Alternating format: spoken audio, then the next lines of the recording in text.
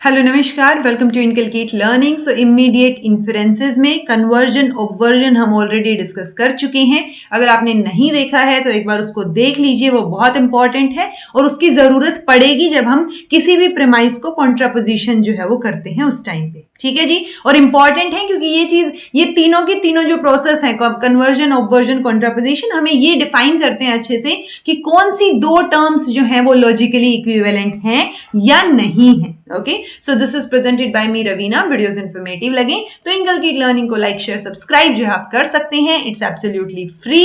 Contraposition के बारे में डिटेल में आज डिस्कस करेंगे। ठीक है, तो कॉन्ट्रापोजिशन क्या है? ये ऑब्वियसली एक इमीडिएट इन्फरेंस है जहां पे हम सिर्फ एक प्रेमाइस से कंक्लूजन निकाल रहे हैं। तो इमीडिएट इन्फरेंस हो गया जिसमें दो प्रोसेस हमें चाहिए होंगे। ठीक है, तो जो पहले पढ़े ना हमने यानी कन्वर्जन ऑब्वर्जन, वही प्रोसेस अब हमें यहां चाहिए है एक तरीके से। ओके, तो इसके दो स्टेप क्या रहेंगे? सबसे पहले हम कन्वर्ट करेंगे स्टेटमेंट को। कन्वर्ट कैसे करते हैं? सब्जेक्ट प्रेडिकेट को चेंज कर दीजिए, रिवर्स कर दीजिए।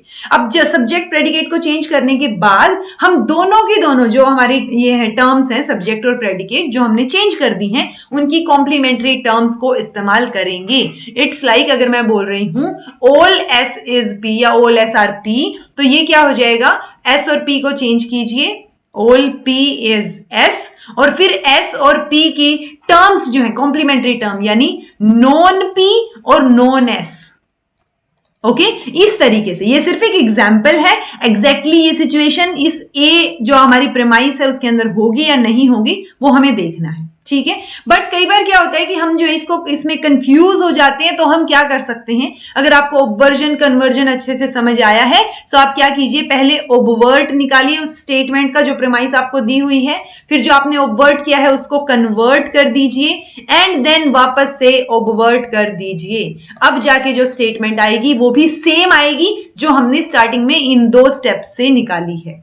ठीक है, दूसरे शब्दों में हम कहें तो जो कॉन्ट्रापोजिटिव होगा किसी भी गिवन प्रोपोजिशन का, वो सिर्फ सब्जेक्ट, मतलब आप रिप्लेस कीजिए सब्जेक्ट टर्म को किसकी? कॉम्प्लीमेंट की, उसके इस प्रेडिकेट टर्म से, और फिर उनको उनकी जो है कॉम्प्लीमेंट टर्म से कर दीजिए। ओके, सो ये बेसिकली ये वाली सिचुएशन ये कहने की थी। हमने क्या किया है? हमने सब्जेक्ट और प्रेडिकेट को पहले क्या कर दिया? चेंज कर दिया, रिप्लेस कर दिया, और फिर यानी पहले s और p था तो अब क्या हो गया? वहां p और s हो गया, और दूसरे स्टेप के बाद वहां पे क्या हो गया? नॉन p और नॉन s हो गया। सो इसमें हम सिर्फ ये कहना चाह रहे हैं कि जो आपका सब्जेक्ट है उसको प्रेडिकेट की कॉम्प्लीमेंट्री टर्म से, और प्रेडिकेट है उसको सब्जेक्ट की कॉम्प्लीमेंट्री टर्म से रिप्लेस कर दीजिए।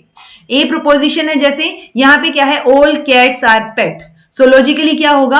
मैंने कैट और पेट को चेंज किया और उनकी कॉम्प्लीमेंट्री टर्म्स यूज किया, यानी all non pets are non cats. So अगर हम क्लोजली देखेंगे तो ये लॉजिकली इक्विवेलेंट हैं एक दूसरे के। ओके, तो जब हम कॉन्ट्रापोजिशन अप्लाई करते हैं ए प्रोपोजिशन पे, हमें ये जो निकल के आती है चीज, यानी जो कॉन्ट्रापोजिशन ऑफ ए, तो वो क्या आएगा? लॉजिकली इक्विवेलेंट आएगी। एक दूसरा तरीका भी है जो मैंने आपको अभी अभी बताया कि पहले आप क्या कीजिए, मान लो ये टर्म है, इसको ऑब्वर्ट कर दीजिए। ऑब्वर्जन में हम दो स्टेप्स फॉलो कर रहे थे।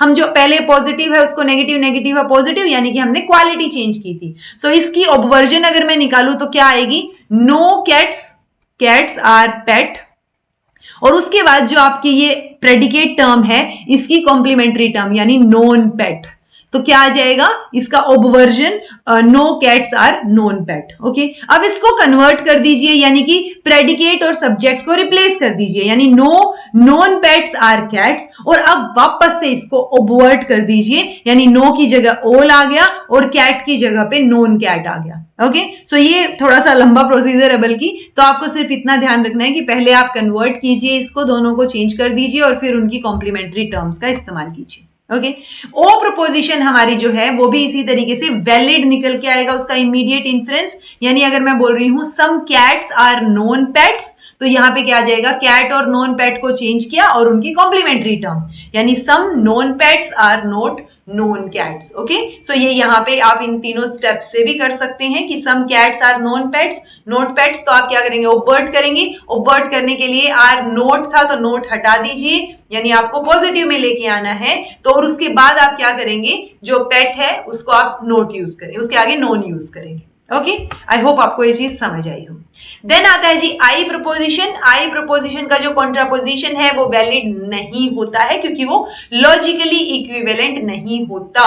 यानी अगर मैं बोल रही हूं सम कैट्स आर पेट, तो यानी इसका अगर मैं कॉन्ट्रापोजिशन निकालूंगी तो क्या आ जाएगा, some non pets are non cats, जो कि सेम मीनिंग नहीं निकालता है। ओके, यानी लॉजिकली इक्विवेलेंट इसमें नहीं है। सेम अगेन जब आप इसको ऑब्वर्ट करेंगे, सो ऑब्वर्जन आपने कर दिया, लेकिन ऑब्वर्जन के बाद जो टर्म आई उसका कन्वर्जन पॉसिबल नहीं है, जिस वजह से वो वहीं पे रुक जाएगा काम। ओके, ऐसे ही ई प्रपोजिशन जो है इसमें भी जो वैलिडिटी है ओरिजिनल से, यानी जो सेम चीज है, लॉजिकली इक्विवेलेंस है, वो यहां पर आपको नजर नहीं आएगी। अगर हम ले रहे हैं नो कैट्स आर पेट, जो कि अगर ट्रू है तो जो दूसरी उसकी स्टेटमेंट होगी वो गलत होगी, यानी ये लॉजिकली इक्विवेलेंट नहीं होंगे, ये ऑपोजिट वाली सिचुएशन आ जाएगी। ओके, तो ओवरऑल ये निकल के आता है हमारे पास जो आपको याद रखना है, यानी ऑल एस इज पी, तो एस और पी को चेंज किया और उनकी कॉम्प्लीमेंट्री टर्म्स को इस्तेमाल किया और ये दोनों लॉजिकली इक्विवेलेंट रहेंगे।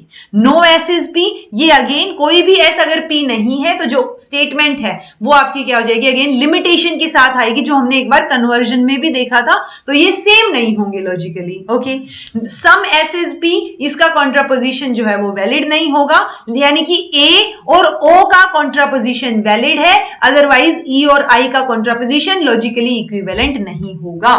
सो ओवरऑल ये हमने कन्वर्जन में पढ़ा था, यानी ई और आई का कन्वर्जन जो है वो लॉजिकली इक्विवेलेंट होता है, ओ का कन्वर्जन पॉसिबल नहीं है, इसका लिमिटेशन के साथ है।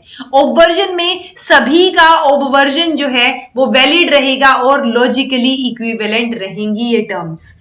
कॉन्ट्रापोजिशन की बात की तो यहां पे जैसे ई और आई था, यहां पे ई और आई का वैलिड नहीं है। सो आप ये देख के ध्यान रख सकते हैं कि जिनका कन्वर्जन पॉसिबल है उनका कॉन्ट्रापोजिशन पॉसिबल नहीं हो रहा है या फिर लिमिटेशन के साथ हो रहा है। ठीक है जी, सो मैं उम्मीद कर रही हूं कि इससे आपको एटलीस्ट ये, या तो आप सीधा सीधा जब लॉजिकल इक्विवेलेंट देखते हैं तो उसको लॉजिकली बेसिक लॉजिक के साथ समझ के उसको समझने की कोशिश कीजिए कि क्या चीज है।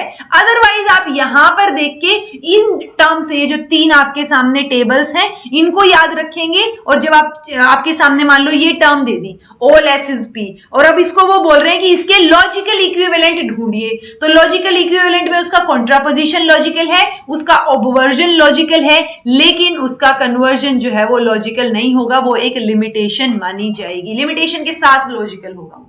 ओके, सो आई होप आपको ये चीजें समझ आई हो। तीनों के तीनों टॉपिक्स हमारे यहीं पर समाप्त होते हैं जी।